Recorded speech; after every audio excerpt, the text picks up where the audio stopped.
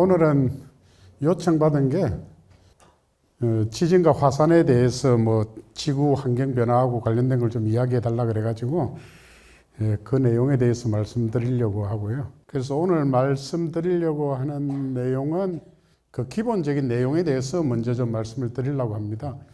자연에서 발생하는 변화 과정을 우리가 지질 사건이라고 하는데, 지질 사건은 두 가지 형태로 일어납니다. 하나는 유니포미타리아니즘이라고 해가지고 동일 과정설이라고 부르는 건데, 이거는 우리가 현재는 과거의 열세다. 현재 우리가 눈으로 보는 것처럼 제가 있는 부산대학교 지구관 앞에 미리네골이라고 있는데 풍화 침식이 지금 일어나고 있는데 그거 우리 눈에 안 보이거든요.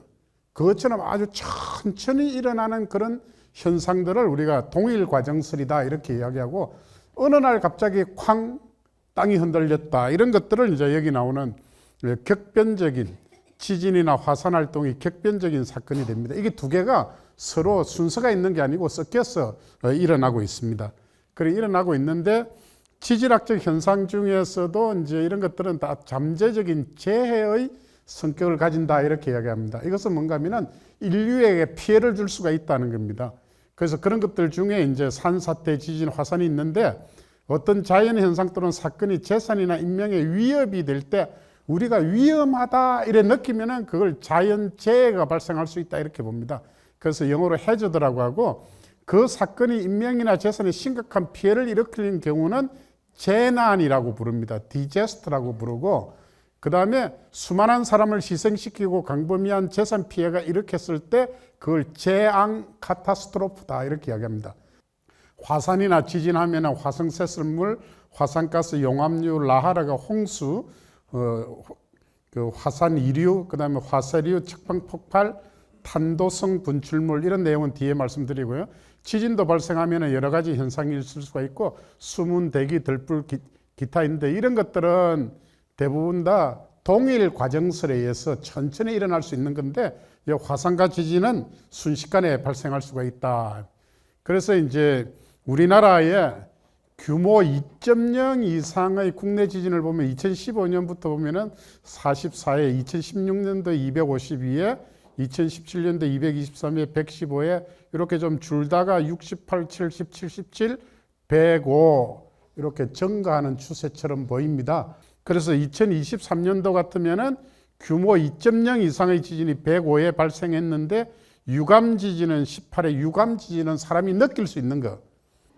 지진은 포항에서 났는데 서울에 사는 사람이 자기 집이 흔들리는 걸 느꼈다고 119에 신고를 합니다. 그래서 그분은 병원에 가봐야 됩니다. 그러면 정신적인 지진을 겪은 거기 때문에 우리나라 기상청에서 이제 기상 관측해가지고 쭉 오면 지진이 요걸 기준으로 이렇게 많이 발생하고 있습니다. 여기는 아날로그 관측이고, 아날로그 관측은 드럼통에 지진이 기록되는 걸 사람이 읽어가지고 하는 거고, 여기 있는 것은 디지털은 컴퓨터로 다 처리해가지고 이제 이렇게 하니까 지진이 많이 발생하는 것처럼 보입니다. 가장 중요한 거는 뭔가 하면은 유감 지진입니다. 여기 노란 선으로 되어 있는 거. 요때 조금 한때 증가했지만 아주 거의 비슷하면서 조금 증가하는 추세로 이렇게 지진이 발생하고 있습니다. 그래서 우리나라에 지진 발생하는 걸 여기 나오는 걸 다 점을 찍어 보면은 요 정도 이렇게 나오는데, 요거는 이제 우리나라만 확대해서 그림을 이제 이렇게 만들었기 때문에 이제 이렇게 되는 건데, 1960년부터 2011년도까지 우리나라를 포함해서 만주, 일본에서 나타난 지진을 다 표현하면은 우리나라는 없죠. 그래서 우리나라는 지진이 자주 발생하는 지진국인 일본과 같은 나라에 비해서 상대적으로 안전하다. 우리나라 역사서 삼국사기, 삼국유사, 고려사, 동국여지, 성남, 조선왕조실록 이런 것들을 가지고 쭉 서기 2년부터 1904년까지 지진을 전체 헤아리면 2100회 정도가 있었고, 삼국사는 문헌에 그 중에 가장 큰 지진은 뭔가 하면은 779년에 신라 해공왕 15년에 경주에서 지진이 발생했습니다. 경주에서 지진이 발생해서 100여 명이 사망했다. 그렇게 죽었는데 그 정도 되려고 하면은 적어도 리히터 지진 규모 7 정도가 아니었겠느냐 이렇게 추정을 합니다. 그리고 1681년도 조선 숙종 임금님 때 강원도에서 지진이 일어났는데 소리가 우레와 같았고 담벽이 무너졌으며 기와가 날아가 떨어졌다. 양양에서는 바닷물이 요동쳤는데 마치 소리가 물이 끓는 것 같았다. 이때는 물이 끓는 것 같았다는 거 쓰나미가 발생했다는 겁니다. 삼척부의 동쪽 능파대 수중에 10여 장 정도 되는 돌이 가운데가 부러지고 이런데 10여 장, 한 장은 10자고 3m 정도 됩니다. 그러니까 10여 장이니까 30m 정도 되는 강원도 동해시 바닷가에 가면 내국 갈 때 나오는 촛대바위 뾰족 선 거 있죠. 그게 원래는 높이가 30m 정도인데 가운데가 뚝 부러져 가지고 현재 그렇게 남아 있다는 겁니다. 그런 지진이 발생했다 이렇게 되어 있습니다. 그래서 우리나라는 여기저기서 지진이 발생한 그런 기록들을 가지고 있다. 우리나라에서 기상청이 관장해서 지진을 개척한 이후에 가장 큰 게 경주 지진입니다. 그래서 우리나라 이제 국가적으로는 기상청에서는 지진을 감시하고 분석하고 정보를 전파하고 그 발생 원인은 기상청과 행안부가 같이 연구를 하고 있고, 지진이 일어나 가지고 어떤 피해가 발생하면은 재해에 대한 대응 사후복구는 행정안전부에서 담당하도록 되어 있습니다. 그래서 기상청에서는 현재 이제 진도 서비스라는 걸 시작을 합니다. 사람의 생활에 직접적으로 관계가 되는 것은 진도기 때문에 그런 진도 서비스를 하려고 하고 있고요. 그와 동시에 지진 조기 경보 시스템, 지진파는 이렇게 전파가 될 때 4 내지 5km 정도의 속도로 이렇게 진행됩니다. 포항 경주에서 리터 지진 규모 얼마의 지진이 발생했고, 서울에 부산에 몇 초 후에 15초 후에 20초 후에 1분에 도착한다 하면은 그 안에 15초의 여유만 있으면은 국민의 95%가 대피를 할 수 있다. 이렇게 일본에서 실험을 통해서 알려져 있습니다. 그래서 그런 조기 경보 시스템을 구축을 해가지고 그 얼마나 흔들릴 것이다 이런 것들을 하는 그런 것들을 이제 준비하고 있습니다. 그래서 앞에서 말씀드린 규모라는 것은 지진의 에너지의 양을 한 지진에 대해서 규모는 하나고 진도는 그 지점에서 각각 지점에서 사람이 느끼는 정도 구조물의 피해를 계급한 거기 때문에 이거는 여러 개가 될 수가 있다. 근데 이제 여기 보면은 규모 5 있습니다. 5. 아까 우리나라에서 가장 큰 게 5.8, 5.4 있었는데 규모 5는 여기 모더레이트, 보통 지진입니다. 강진이 되려고 하면은 여기 스트롱 6 이상 돼야 강진입니다. 그리고 이제 이걸 에너지를 가지고 하는데 규모 6 정도의 지진이 발생한다고 하면은 히로시마 원자폭탄 리틀보이라는 것 떨어진 그거와 같은 에너지를 가진다. 그러니까 굉장히 큰 어떤 에너지를 가진 자연재해가 가진다 이렇게 보시면 됩니다. 요거는 이제 제가 자료를 넘기는 3월 12일 날 지구상에서 지진이 발생한 겁니다. 규모 5 정도가 3개, 4가 28개, 3이 98개, 2가 227개, 그 다음에 6보다 큰 지진은 발생하지 않았다. 이게 이제 정보화 시대이기 때문에 모든 게 인터넷 들어가면 바로바로 나옵니다. 일본은 고대부터 지진이 많이 발생했기 때문에 일본은 자연재해와 밀집한 국가입니다. 지진, 화산, 태풍 이런 것들이 생활화되어 있기 때문에 그래서 일본 사람들은 이제 지진을 땅속에 있는 맥이라는 놈이 땅속에서 꿈틀꿈틀하면 지진이 발생한다 이렇게 얘기했습니다. 여기 보면은 맥이를 누르기도 하고 달래기도 하고 또 안 되니까 매기를 놓고 앞에 엎드려 가지고 살려주십시오라고 빌고, 그러니까 매기가 또 상당히 돈을 가지고 있죠. 막 갖다 바치니까 지진 발생하지 않도록. 그래서 이제 최신의 어떤 지진이 발생하는 메커니즘은 여기 있는 것처럼 탄성 반발설이라는 겁니다. 탄성 반발설이라는 것은 이렇게 이제 젓가락 같은 거나 대나무 같은 걸 이렇게 휘다가 손을 탁 놓으면 원상복귀가 되지만은 이렇게 쭉 누르다가 뚝 끊어지면은 끊어질 때 지진이 발생하게 됩니다. 지진이 발생할 때 이제 변이가 일어나고 거기서 나오는 에너지를 우리가 이제 탄성파라고 하는데 그 에너지를 지진이다 이렇게 이야기를 합니다. 지구상에서 일어나는 World Largest Known Earthquake, 지구상에서 발생한 지진 중에 가장 큰 것이 뭔가 하면은 1960년도 5월 22일 날 칠레 남부에서 지진이 발생했는데 리터 지진 규모 9.5였습니다. 9.5의 지진이 발생했고, 그때 여기서 지진이 발생해서 쓰나미가 하와이는 물론이고 일본을 직격해가지고 약 1716명이 죽었고요.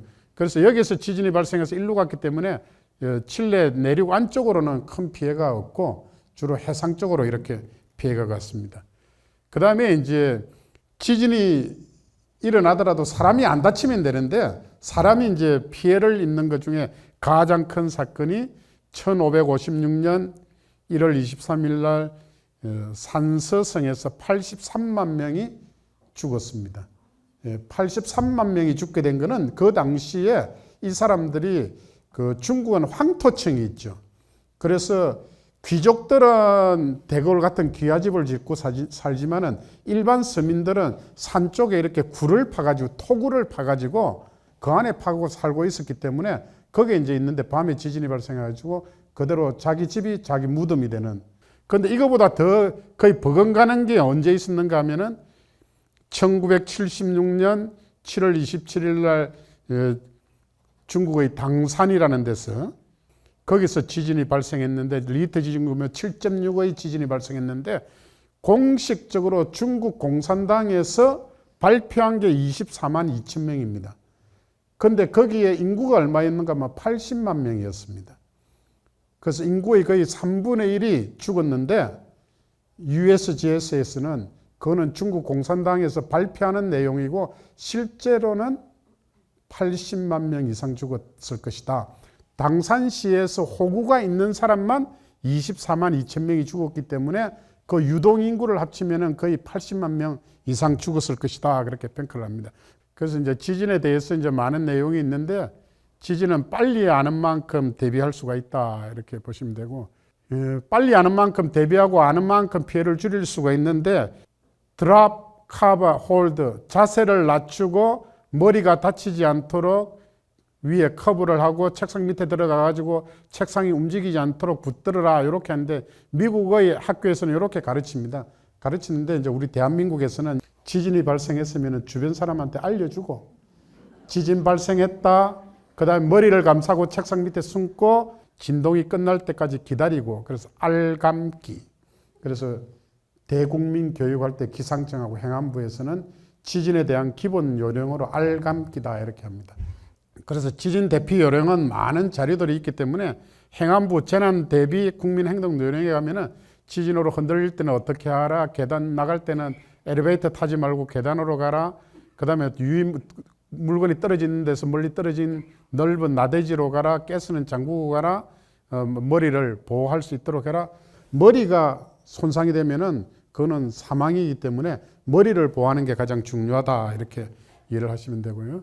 그 다음에 이제 엘리베이터가 있을 때도 어떻게 하라 이런 것들은 이제 평상시 잘 아시는 거기 때문에 다음은 화산에 대해서 말씀드리려고 합니다. 화산은 여기 이제 이탈리아의 스트롬볼리 화산이라는 건데 이렇게 밤에 보면은 불꽃놀이를 이렇게 합니다. 이렇게 튀어나와서 포물선을 그리면서 이렇게 떨어지고 이렇게 하는데 화산이 인류의 역사에 큰 어떤 영향을 줬는데 그 중에 가장 큰 것 중에 하나가 지금으로부터 7만 3천 년에서 7만 3,500년 사이에 여기 인도네시아 스마트라 섬이 있고 여기 싱가포르이고 말레이시아고요. 거기에 토바 칼데라라는 게 만들어졌습니다.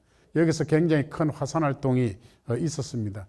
그때 화산 활동이 있는데 그 화산 여기가 이제 적도 지역이기 때문에 바람이 이제 동풍이 불어 무역풍인 동풍이 불어가지고 화산재는 서쪽으로 가게 됩니다. 서쪽으로 가게 되는데 인도양에 15cm 토바 화산재가 쌓여 있습니다. 그때 엄청난 양의 먼지라는 것은 화산재하고 H2SO4가 성층권에 올라가가지고 수년 동안 3에서 5도씨 정도 이렇게 온도를 하강시켰다. 지구를 약 1000년 정도 냉각시켰다. 이렇게 알려져 있습니다. 근데 그때 무슨 일이 있는가 하면은 약 120만 년 전에 1.2 MA, 120만 년 전에 지구상에 살던 호모사피엔스 중에 호모 엘렉투스라고 하는 인종이 2만 6천 명 살았는데 그러니까 인구가 상당히 늘어났겠죠. 늘어났는데 이 화산 활동이 있은 7만 3천 년을 기준으로 해가지고 여기서 무슨 현상이 일어났는가 하면은 유전학적으로 genetic bottleneck in humans, 인류의 어떤 병목 현상이 일어나가지고 살아남은 사람이 1000에서 10,000쌍 정도만 살아남고 나머지 다 죽었습니다. 그래서 1000년 동안 차가운 겨울이 계속됐기 때문에 여름이 없이 그때 호모 사피엔스 그 사람들이 이렇게 멸종이 됐다 이렇게 알려져 있습니다. 그리고 또 하나는 벌거벗은 세계사에서도 나왔습니다마는 1816년이 공식적으로 The Year Without Summer, 여름이 없는 해였습니다. 오른쪽에 여름철의 풍경입니다. 실감 나십니까? 눈으로 다 덮여 있고, 그래서 실제적으로 1816년 이 화산활동이 있은 그때가 어떻게 됐는가를 이제 슈퍼컴퓨터를 통해 가지고 역산을 해 가지고 해보니까 프랑스, 영국 있는 지역에 이렇게 기온이 2.5, 3.5도 이상 더 이상 낮고 오히려 시베리아 있는 쪽이 조금 더 약간 높은 그런 걸 나타냈습니다. 예, 그런 일이 이제 있었는데 그 왜 있었는가?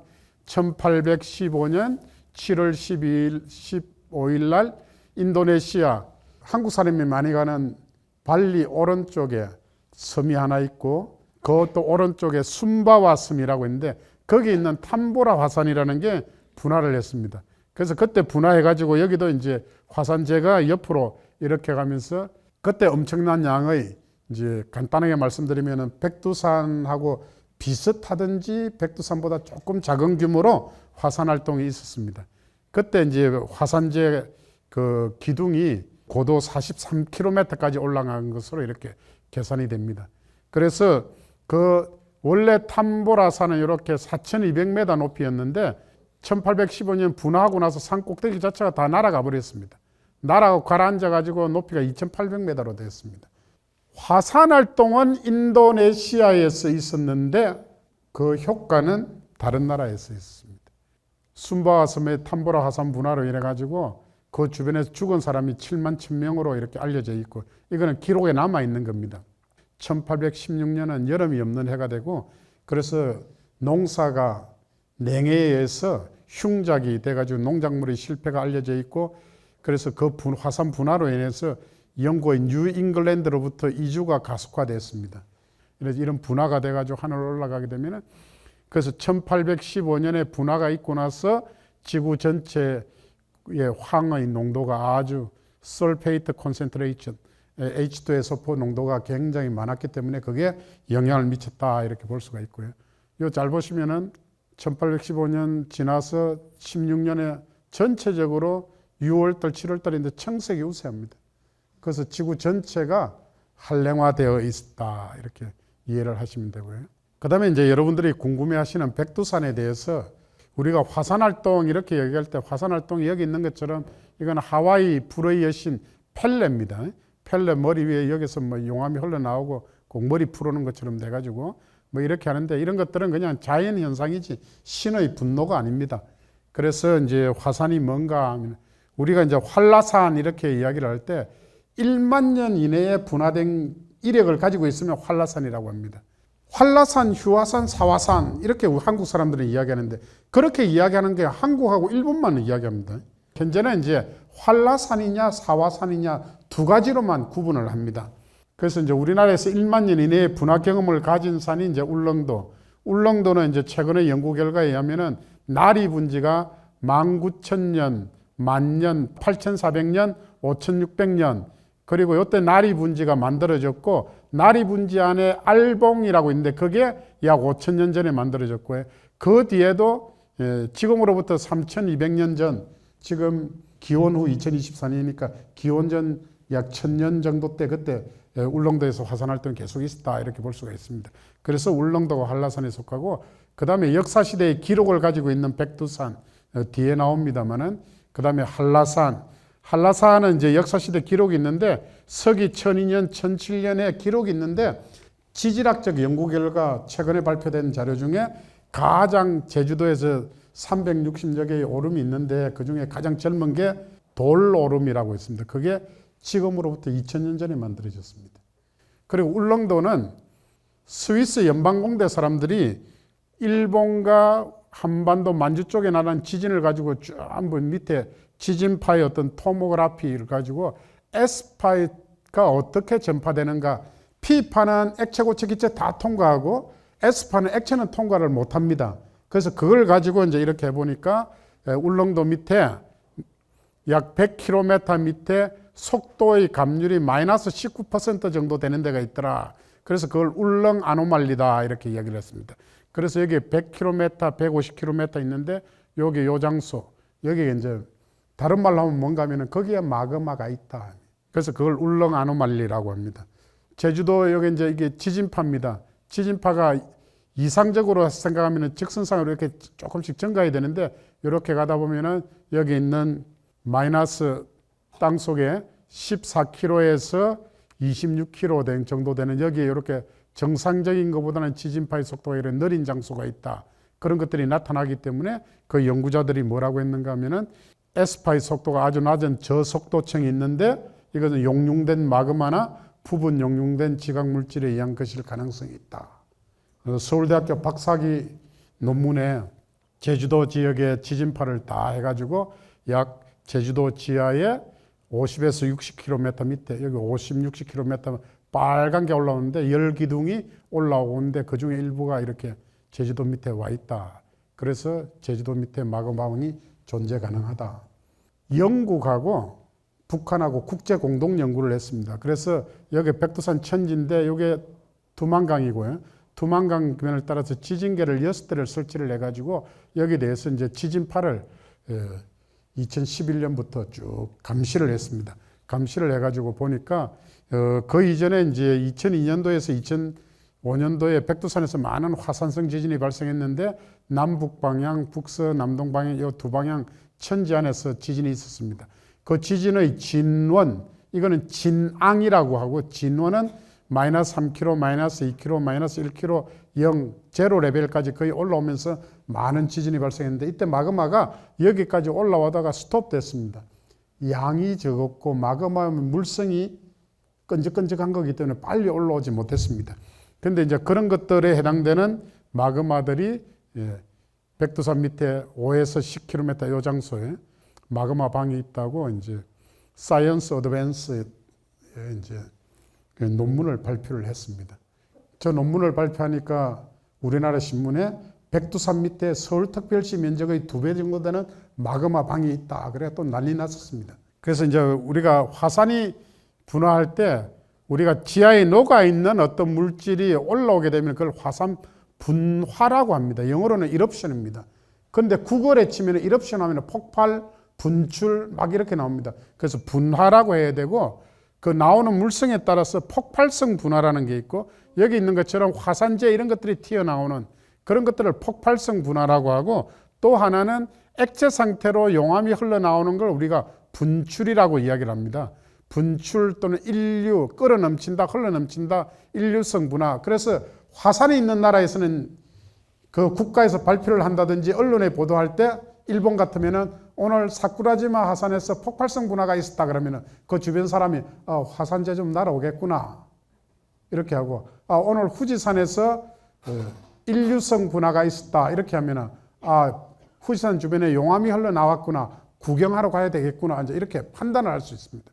그리고 여기 이제 분출이라고 하는 거는 화산암을 분출함이라고 하기 때문에 요 마그마가 액체 상태로 나와서 흘른 용암이 우리가 분출함이라고 하기 때문에 분출이라고 이렇게 이야기를 합니다. 그래서 요거는 이제 화산이 분화하는 방식은 두 가지입니다. 땅속에 있는 어떤 물질이 올라와야 되는데 틈새를 따라서 올라오는 거. 요게 틈새입니다. 3일 전에 아이슬란드에서도 이렇게 올라왔습니다. 약 2.9km가 째져가지고 거기서 용암이 막 쏟아져 나오는데 이런 것들을 이제 틈새형 분화다. 열극 이런 용어가 있었는데 간단하게 의미가 틈새다 이렇게 하면 되고 이런 것들이 이제 틈새 분화고 그 다음에 요거는 이제 한 점에서 원통형으로 나오는 거 중심 분화다 이렇게 얘기합니다. 요 나온 게 요로 흘러갑니다. 옆으로 주름지면서.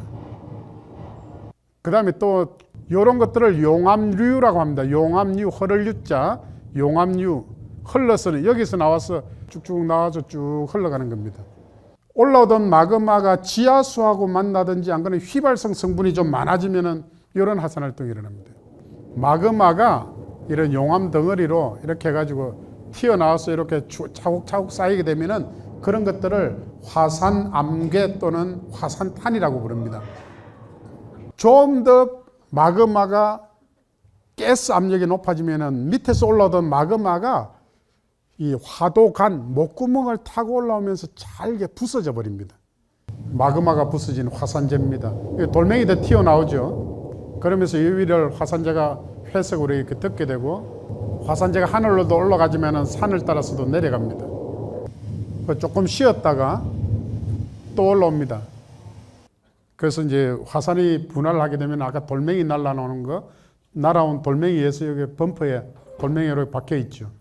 그 다음에 화산가스, 그 다음에 용암이 흘러오면서 모든 걸 경로상에 있는 걸 다 태워버리고, 그 다음에 화산재가 나와서 비처럼 내리게 되고, 그 다음에 화쇄류라는 뜨거운 화산재가 덮치면은 이렇게 폼페이에서 발굴된 것처럼 이거는 석고를 부어서 이렇게 된 겁니다. 그 다음에 이제 화산재가 물하고 만나서 화산홍수나 화산이류, 이거는 피나투브 화산 할 때 여기는 다 매몰되어 있는데, 예. 그런 것들이 이제 일어날 수가 있습니다. 그래서 백두산에서 만약에 폭발적인 분화가 일어난다고 하면은 분연주라는 게 만들어지고 하게 되겠는데,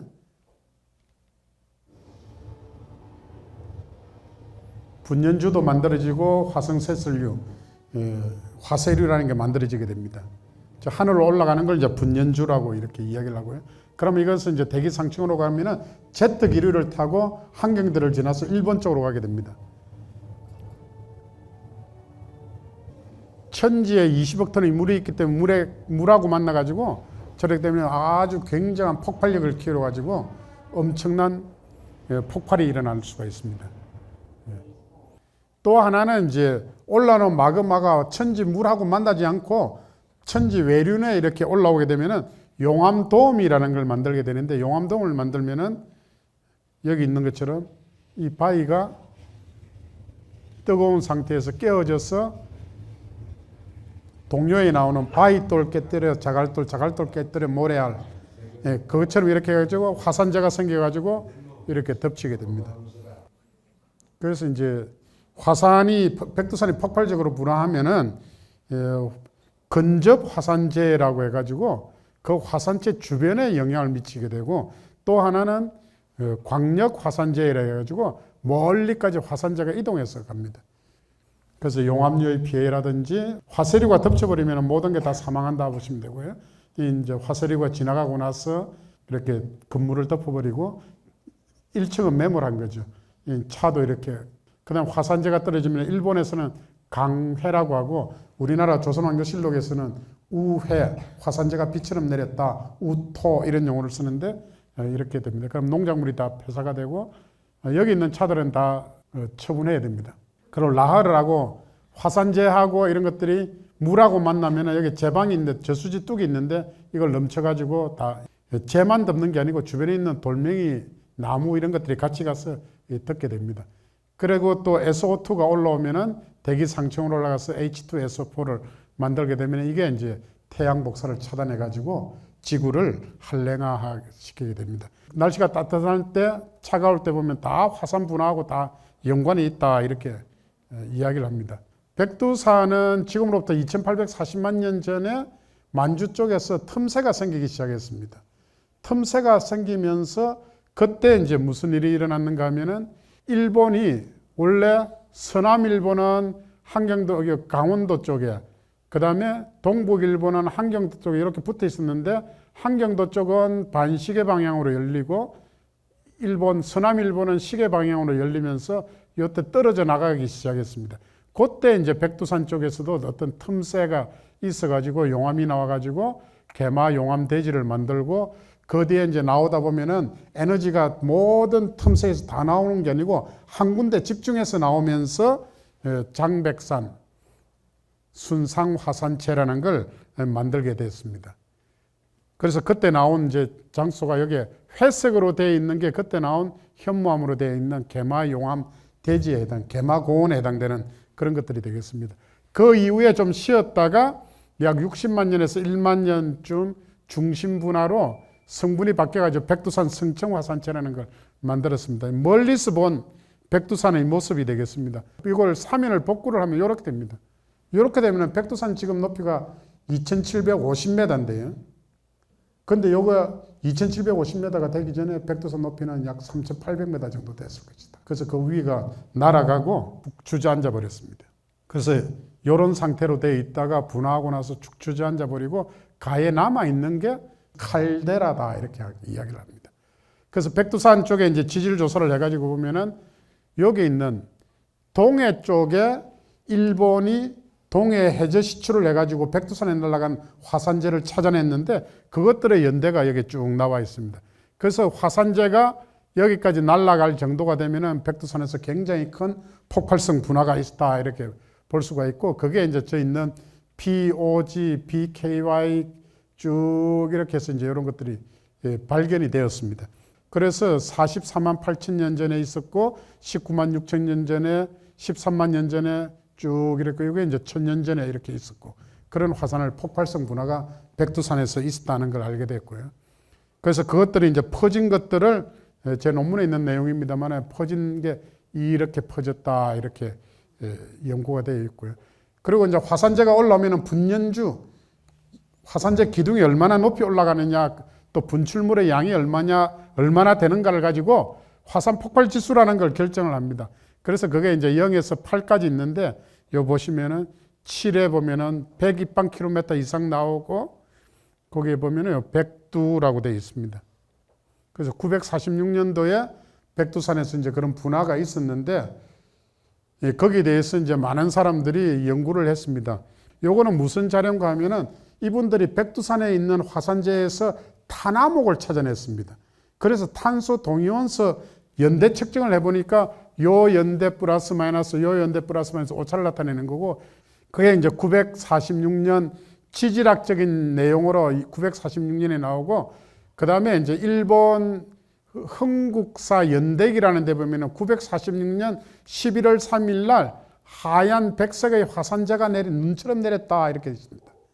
일본은 안산함질 화산 활동이 많기 때문에 하얀색 화산재는 없습니다. 회색의 화산재는 있지만, 그래서 백두산에서 화산재가 날아갔을 것이다 이렇게 하고, 947년 2월 7일 날 하늘에서 우레와 같은 소리가 들렸다 이런 것들이 있기 때문에 역사 기록에도 그런 것들이 있습니다. 발해의 멸망도 백두산의 946년 분화하고는 관계없지만은 그 이전에 작은 분화들의 어떤 영향을 받았을 것이다 이렇게 이야기를 하고, 앞에서 말씀드린 백두산 서쪽에 이제 거기 가서 포크레인 가지고 파가지고 이런 나무를 찾아냈습니다. 나무를 찾아내니까 이런 낙엽송에 나이테가 264개가 있는데 요 중간중간에 이렇게 그걸 뽑아가지고 탄소 동위원소 연대 측정을 쭉 해보니까 중간에 이런 아노말리가 나타나는데, 이 아노말리가 결정적인 증거가 될 수 있습니다.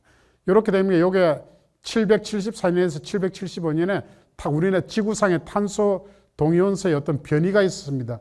그때 태양 흑점이 많이 폭발해가지고 그걸부터 딱 피팅을 하니까 여기에 946년 플러스 마이너스 3년 나와서 지금 이제 946년 11월 3일에서 947년 2월 7일 사이에 백두산에서 대분화가 있었다 이렇게 이야기를 합니다.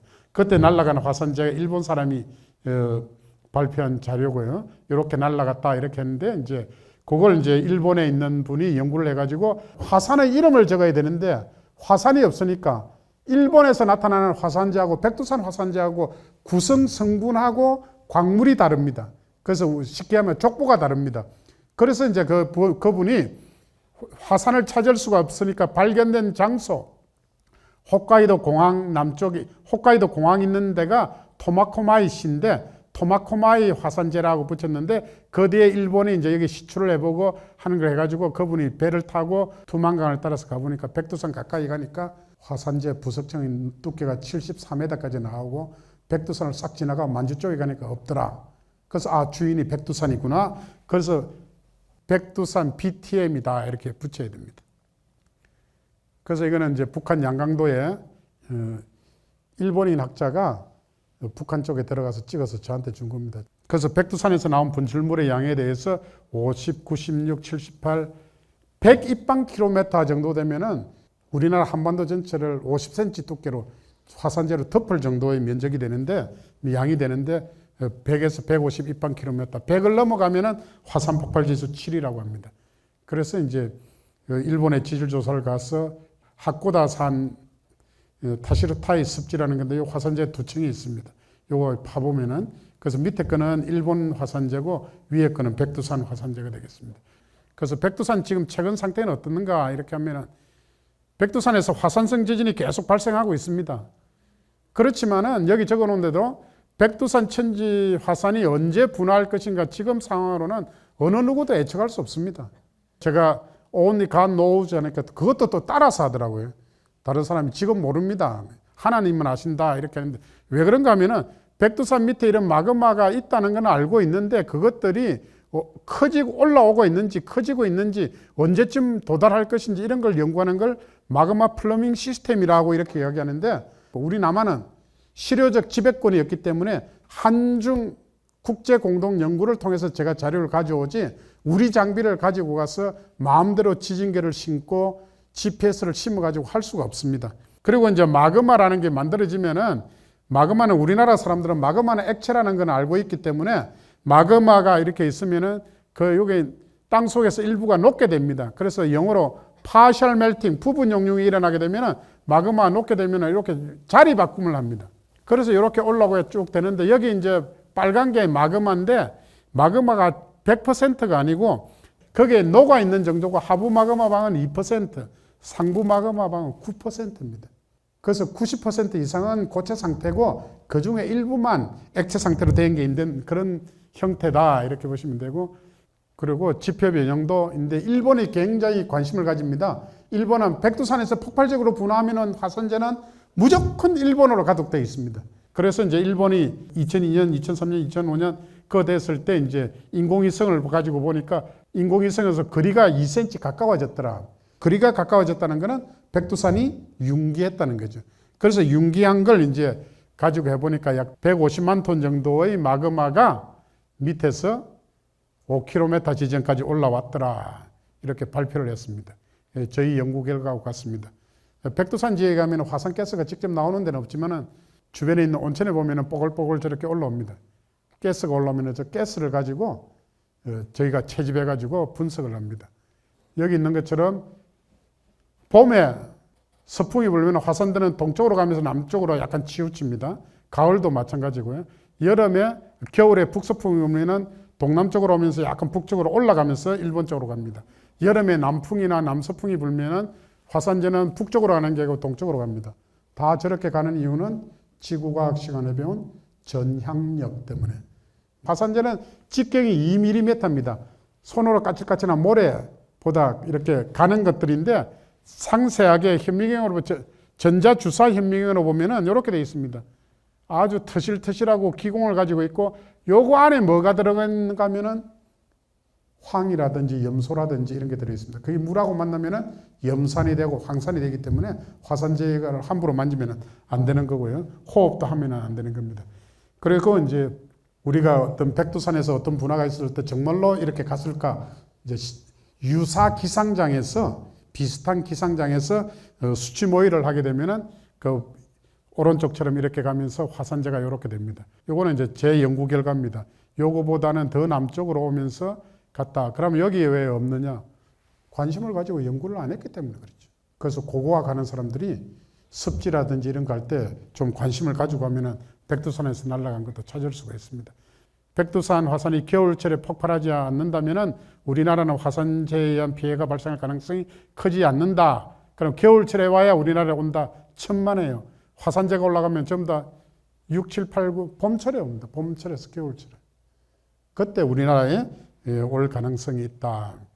요거는 이제 2010년도 5월 10일 날 화산재가 백두산이 분화하면 화산재가 이렇게 남쪽으로 내려와서 이렇게 획 돌아서 이렇게 가고. 이거는 2012년 5월 2일 날 실제로 수치 모의를 해보면은 화산재가 이렇게 떨어질 가능성이 있습니다.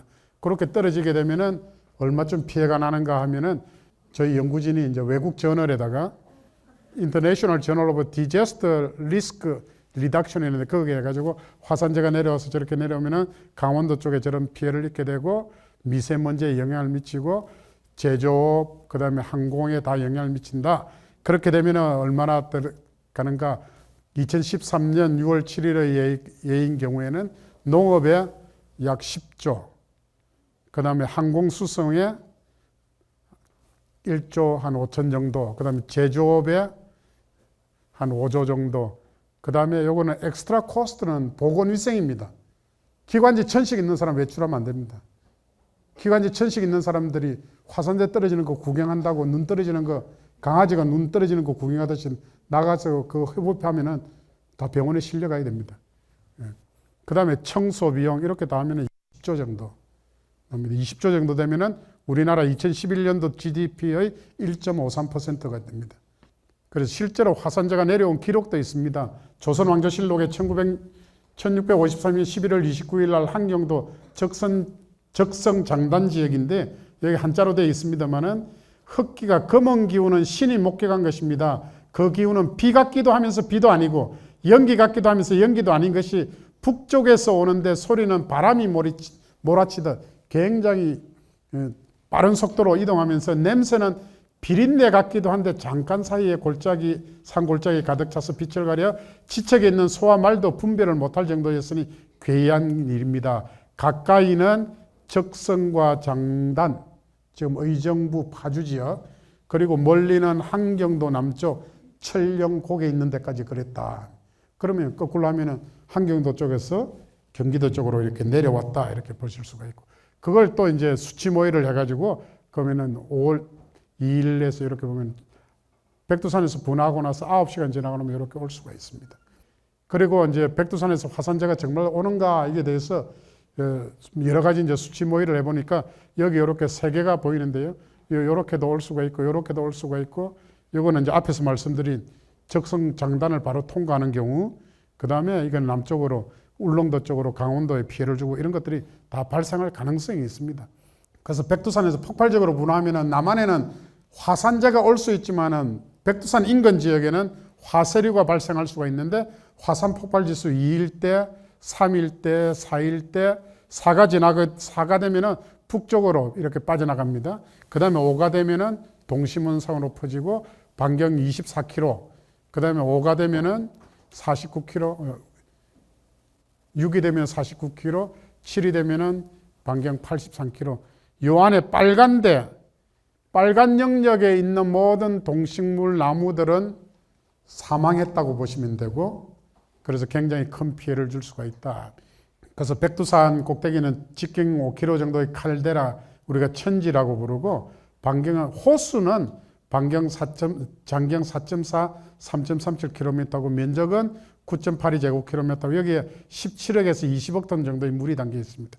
천지요 수면이 2189m고요. 주변이 2500, 2600, 2700이 되어 있기 때문에 지하수가 내 흘러 들어옵니다. 그리고 고도가 높기 때문에 구름보다 위에 있기 때문에 구름에서 떨어진 물 해가지고 매일 물이 들어옵니다. 그래서 천지 내에 있는 물은 마셔도 됩니다. 백산수입니다. 여기로 빠져나가는 게 어딘가 하면은 성사하 또는 성차라는데 이렇게 흘러나가면은 폭포로 이제 내려가게 되고요. 그래서 백두산에 또 폭발적인 분화가 일어나가지고 비가 오면은 화산재가 흙탕물이 돼가 시멘트 반죽처럼 흘러가는 걸 라하르라고 부릅니다. 그러면은 여기서 표시가 되어 있는 분홍색 지역은 초토화되고 이걸 깎아가지고 각 하천을 따라서 그 이동 때문에 이 부분을 다 메꾸게 됩니다. 여기가 이제 압록강, 두만강. 북한 지역은 왜 없느냐? 북한 쪽은 산지이기 때문에 물질이 이동하려고 하면 낮은 강이 있어야 되겠죠. 하천이. 그게 없기 때문에 그렇다. 이렇게 보시면 되고. 15개 하천으로 이렇게 간다는 거고. 여러분들은 이제 지식인이기 때문에 화산 분화는 전조현상이나 이런 데는 항상 불확실성이 있다. 분화로 바로 연결될 수도 있고 쭉 가다가 분화가 될 수가 있고 가다가 원상복귀가 될 수가 있고 가다가 뭐 어정쩡 하다가 분화될 수가 있고 안 할 수도 있고, 그 다음에 인공위성을 가지고도 연구를 하고 있습니다. 그저께 분화한 아이슬란드 인공위성을 가지고 보면은 이렇게 지면이 융기되면 이렇게 바이리 프렌전스라 해서 무지개 띠 무늬가 이렇게 나타나야 됩니다. 그럼 여기서 이제 올라와가지고 여기는 이렇게 올라가고 주변 지역이 낮아지고 이런 것들이 있어야 되는데 우리가 지금 연구하고 있는 데는 이런 게 나타나지 않습니다. 그래서 백두산 밑에서 꿈틀꿈틀 하고 있지만 이게 쑥 올라와야 되는데 그런 활동을 하고 있지 않다. 지금 현재는 별다른 이상 징후는 나타나고 있지 않는 상태고, 백두산은 언제든지 불안정이 나타날 수 있는 활라산이라는 것, 그리고 여러 전조 현상에 대해서 계속 이제 연구를 해야 되고, 그런 것들을 이제 하는 데가 제가 있는 화산특화 연구센터입니다. 그래서 제가 드리는 말씀은 아는 만큼 보이고 보이는 만큼 느낀다. 그래서 관심을 가지고 저희 화산특화연구센터에도 많은 관심을 가져주시길 바랍니다.